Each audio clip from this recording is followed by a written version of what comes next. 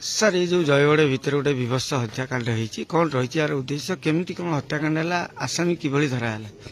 100 प्रथम कल जाइला प्रसन्न से कल करते 100 राति 3टा 3:30 पाखापाखि जे बंटी ओरफ सूर्यकांत सेठी जे पड़िशा अटंती से निज बापा माँ एवं भौणी को विभत्स हत्या करके फेरार हो ये खबर पाई आम स्टाफ धरिकी घटनास्थल को आसलु घटनास्थल आसी देखिलु जे प्रकृत रक्त जुड़ुगुड़ होकर बेडरूम रे 3टी डेड बॉडी पड़ी बापा माँ एवं भौणीर रक्त जुड़ुगुड़ अवस्था आम देखिलु देखला खोजाखोजी कलु कि आम बर्तमान सुधा डिटेन करूँ पचरा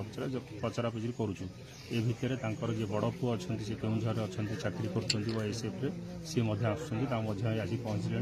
से आसिक लिखित रिपोर्ट देलापर आम साइंटिफिक टीम द्वारा तदंत करेबू रिक्वेस्ट करके डेड बॉडी पोस्टमार्टम पठेबू। एटा गोटे सर लगुच कि गोटे पारिवारिक कलह ना गुणिगारेड़ी ना किसी मानसिक विकार जना पड़ी लोक आम जहाँ लोक बुझुचु पारिवारिक कलह घटना घटी तो कौन हत्या कौन ओजनिया पदार्थ द्वारा सी मुंड को हटेकी पूरा विभत्स हत्या कर। सूर्यकांत सेठी बोली 22 वर्षर टी मेंटाल पिलाटा